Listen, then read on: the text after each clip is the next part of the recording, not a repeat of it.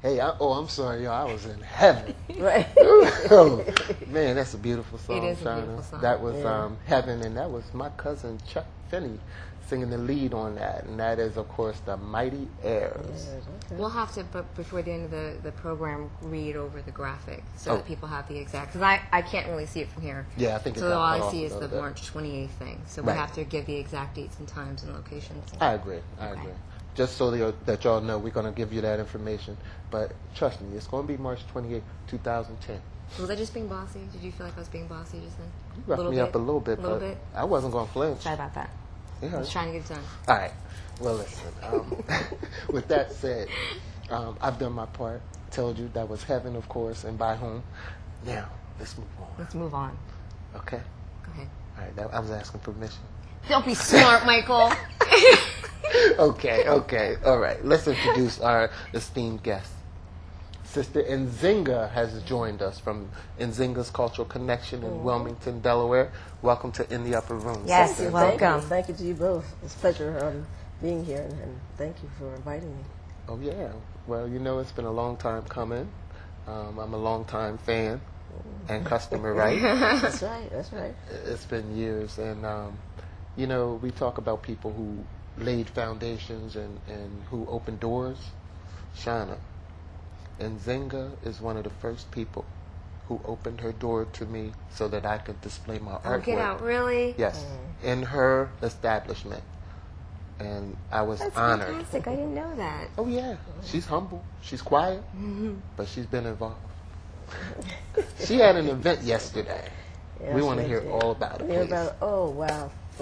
I'll be glad to tell you that. Yesterday we had a program called In Ladies Treat, and it's an annual thing that I do to celebrate, Women's Month. And but yesterday was just so wonderful. We were able to put together a bigger program. So this is the first time we had it so big, and we had called it Empowerment and Entertainment, and it was such a blast yesterday. We were blessed with Sister Katrina Banks, who is the owner of Lifeline Coaching and Empowerment, and we had. What they call him Hollywood. I just know about Hollywood. Right. Because everybody knows about Hollywood. And he came on and he was like entertainment, and it was such a wonderful program. We had Norwood Coleman playing the violin for the ladies. It was I'm saying everything for the ladies because it really was a treat for the ladies, but it was open to the public for men and children to come too, and there were some there. Okay. But he played that violin. Oh, it was so nice. It was such a beautiful sound just flowing, through the building. And then we were blessed with two different fitness demonstrations. One was a Zumba demonstration by Davi, and the other one was a Goju Aerobics by Goju Aerobics located on Miller Road. Okay, that's Brother Kenny, right? Brother Kenny, yes. All right. So the day was full of empowerment and entertainment, and so what we wanted to do was to just bless the women with some empowerment, and Katrina did two different sessions, just empowering the sisters and saying positive things, sharing information, affirmations, talking about how to meditate, everything. And so it was wonderful to be able to have these things that were uplifting, empowering to the ladies, in addition to the fact that we wanted to teach you about, being healthy. That's why we had the two different, exercise classes, because, we have to work our body, we have to work our, our minds, and our soul. And then the wonderful entertainment by Hollywood, and it was just an outpour of people that were there. It was just very, very busy. We had wonderful food donated by. No, that's why you're here to talk about it. Tell us everything. We had wonderful food donated from four different people. Paradise Palms donated some food. Lum's Catering and Chef Rudolph. And it was just Joseph Rudolph is his full name. And then a friend of mine, he's from New Orleans, and he said, I just wanted to show you. I was telling him about the food that was there. He says, well, we got to have some food from where I come from. It's a friend of mine that I met. He's from New Orleans, and he came and he donated. Oh my gosh, the red beans and rice and jambalaya.